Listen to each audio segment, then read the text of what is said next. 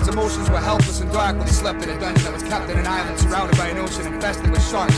He was ready to choose. It was either freedom or death, and he knew that he had nothing to lose. He finally made a stand. He violently murdered a man while he guarded the door with the blade of a knife, brutally slashing his throat while he gruesomely severed his glands, rapidly stabbing him in the stomach as he choked on his blood, spilling his guts on the sand, stealing his keys and his clothes, quickly escaping the gates of his dungeon, barely holding his life in his hands. From a tormented child to a strong-minded man, he escaped and survived, a slave no more, sitting in the middle of a boat, pushing off of the shore. For 5 days and for 5 nights, with no food and with no sleep, Jonathan paddled as fast as he could, and the ocean was getting deep.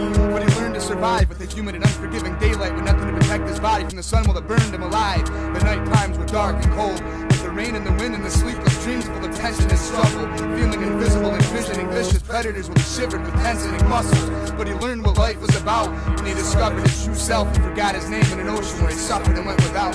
He overcame his hatred and fears and forgave the people that enslaved him for years. And he loved himself for the first time in his life, which gave a meaning to the pain of his tears. If I were locked in a prison, then where would I go if I knew how to find and escape? If I found my destination, would I feel free and would I feel safe? Or still trapped in a prison even when I escape? If I were locked in a prison, then where would I go if I knew how to find and escape? If I found my destination, would I feel free and would I feel safe? Or still trapped in a prison even when I escape? From emotional pain to emotional peace, he was finally free on a beautiful ocean where everything was silent and still. When from out of the skies the clouds darkened and a violent storm emerged with giant waves the sizes of hills. He tipped over the boat, then he sunk in an ocean, drowning in the rippling motions. His heart was pounding, full of adrenaline, filling his every emotion.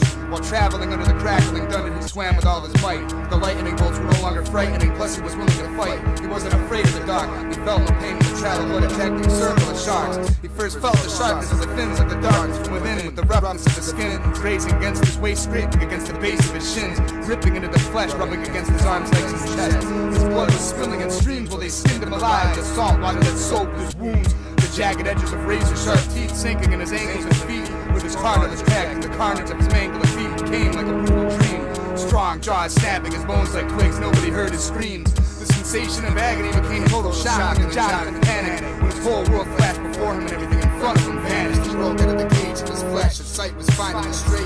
The presence of light flowed through his optic conduit from the heart of all outer space. He saw the universe in his mind, and the earth was only a small part of his mental state. He crossed over to the other side, holding the key to the gate. He saw the pattern of what he was from inside, and he entered the void of existence, to the 11th dimension where he always existed. The rest was a hallucination. Jonathan wasn't his name. The nature of how he died reflected the nature of all his crimes. He held himself prisoner, but he always held the key. He chose a life of confinement for the liberation of making the choice to be free. If I were locked in a prison, then where would I go if I knew how to find and escape? If I found my destination, would I feel free? Would I feel safe? Or still trapped in a prison even when I escape? If I were locked in a prison, then where would I go if I knew how to find and escape? If I found my destination, would I feel free and would I feel safe? Or still trapped in a prison even when I escape?